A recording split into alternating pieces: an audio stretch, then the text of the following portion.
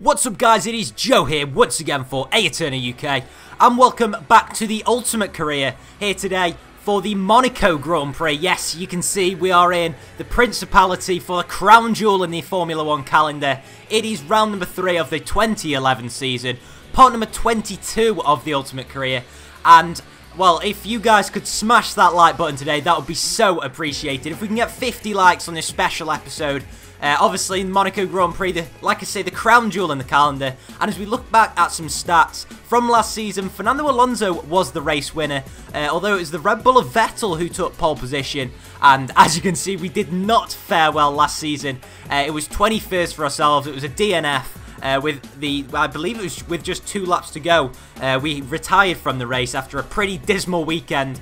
But we're hoping to fare better this time out after a win last time in Istanbul. We are currently 2nd in the championship, so as we approach round 3, we're looking for a better result than last season.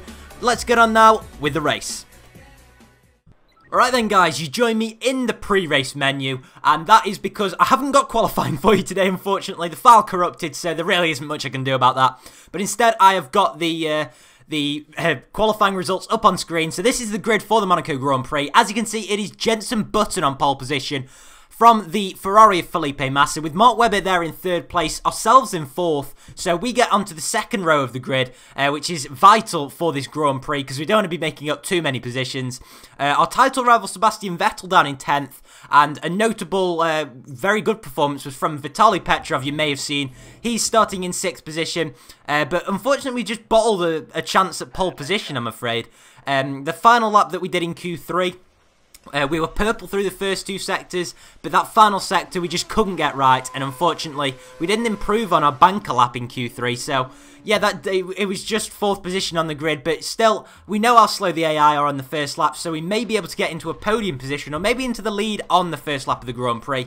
But there you saw Jenson Button in the McLaren on pole position. Our teammate Rubens Barrichello, another poor performance from him down in 17th. But now we've got the lights for the Monaco Grand Prix, and we are revving to 5 red lights, and away we go for the Monaco Grand Prix, getting up early on into 3rd and 4th gear, and then 5th, because we're running a very short gearbox, but a very aggressive Fernando Alonso, which is good to see, is up into 4th position. Unfortunately for ourselves, we're down into 5th. And we're going to try and go around the outside as we're wheel banging with Alonso into Massene, but he comes back around the outside of us, and he is also up for a very, very good fight here in Monaco this afternoon as we go up the inside in Mirabeau. Like I say, getting our elbows out and really getting them dirty early on, and it's good to see that we're able to do that as now we come into Portier. It's clipping the wall. We're really pushing the limits early on because we don't want the front guys to really pull out much of a gap. And it looks as if we've got ahead of Fernando Alonso, and now we're going to try and close up to Felipe Massa. Making up a position off the start is Mark Webber, so very, very good for the Red Bull driver. But unfortunately for Massa, he's lost a position, and maybe we'll be able to pounce on his misfortunes to get up into a podium place as we come now into the final section of track, going into the famous Raskas corner. And Massa having a look there up the inside of Webber, and this is really where we're losing a lot of time to the AI this weekend, is in this final sector. So we're going to have to sort that out if we've got any chance of getting onto the podium. But as we cut onto lap 4, as you can see, into the chicane, the Nouvelle chicane, we are really gaining on the AI. And now as we come through to back, we just, oh my god, we've got a snap of oversteer there. But as we come into La Piscine, the swimming pool section, it's also known as, once again, we're just, well, we've actually made up a bit of time into Raskas, but it's really through Anthony Nose, which we are losing the time. That time, though, we've got DRS, and we're using the curves towards the line, and we may be having a look down into Saint-Devote, and yes, we have Massa's run wide, and we're running wheel to wheel with him as we go up towards the casino through Beau Rivage and to Massene. We've made the move on Felipe Massa. We're up into a podium place. As you can see, we're running the rich mix of fuel, which probably helped, but as now we cut onto lap 6, we've pulled out a nice gap on Felipe Massa, but this is time for us to pit as we clip the wall into La Raskas. And now, as you can see, our tyres are absolutely shot, and it is definitely time to put a set of the prime tyres onto our Williams, and pitting from 3rd position Hopefully the guys can give us a good stop, and yes they do. It's pretty decent, pretty standard stuff, nothing special, but no time lost in the pit lane, and surprisingly no front wing changes were required. We're putting it back up into standard fuel mixture, and as you can see we're coming out in 8th position, and we've got stone cold tyres on lap 7 as we're using Kers out of the pit exit. But just keep a little eye on the top left hand corner. As you can see, we've got stone cold tyres still, but Felipe Massa, as you can see, is in 7th position, but we just go up to 7th, which means that he is retired from the Grand Prix. So, well, that means that we're not going to have to look out for him, but still, keep your eye on the top left. Mark Webber has also retired from the Grand Prix, because we move up to 6th position now at his expense, which means that there's been an absolute cluster of cars retiring. We've got yellow flags here, and that is another car. It's Nico Rosberg. They're dropping like flies. We're up to 5th place, and I believe also there was another retirement from the Grand Prix. And as we move up to 3rd position now, we've just got Vettel and Button ahead of us. Vettel hasn't stopped yet, and Button was the race leader.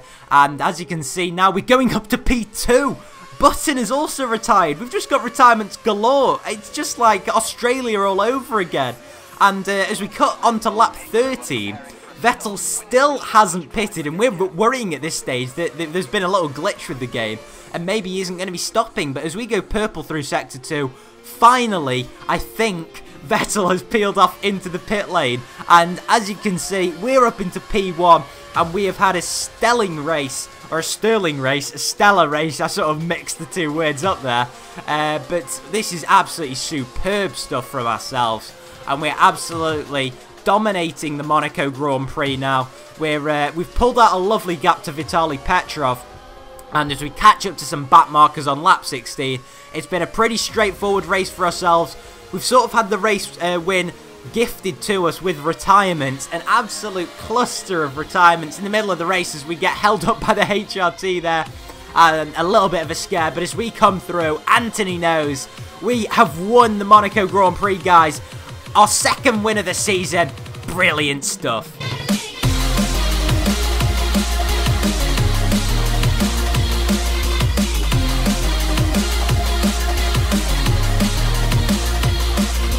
Oh yes, guys, it is P1 for the Monaco Grand Prix. Vitaly Petrov there in 2nd place, a brilliant result for him. And I believe, yes it is, it's Sebastian Vettel who takes the fastest lap of the race after going for that very strange strategy which saw him do 13 laps on the prime tyres. But Lewis Hamilton only taking 1 point, and as you can see, Alonso, Massa, Webber, Rosberg, Button, all retiring from the race within the space of about a lap, which is, wow, it was really strange. But all that means for the driver's standings that we are leading the way now with 65 points after our 2nd victory in 3 races. And, well, 2nd victory in 2 races, but obviously we've only had 3 races this season. And notably, we see in the drivers that Vitaly Petrov is running in 3rd place. And Felipe Massa there in 4th with Nico Rosberg and Jenson Button. Well, they're only on 10 points so far this season. We don't even see Lewis Hamilton on the standings, with a couple of Saubers also doing well this season. And also the Buemi is a notable sort of addition to that table. But Red Bull currently lead the Constructors standings, with ourselves in the Williams. Well, we've sort of single-handedly taken them to 2nd place comfortably in the Constructors standings. Such a weird season at the moment, and we've got another 7 races to come. So it'll be great to see what's happening with McLaren down in 8th position and only 3 teams not scoring this season. But as you can see, we are climbing out of the car for our 2nd victory of the season. We could not be happier with how this Monaco Grand Prix has gone. Like I say, guys, make sure you like this video, get it up to 50 likes once again, like you did last time. And it has been a pleasure being here once again for you today. Unfortunately, we didn't have some great battles, which is a shame, but, you know, what else do you expect from Monaco? Hopefully, we'll have some next time out in Montreal, so make sure you tune in there. But that just about concludes today's video, guys, and I'll see you next time. Bye-bye.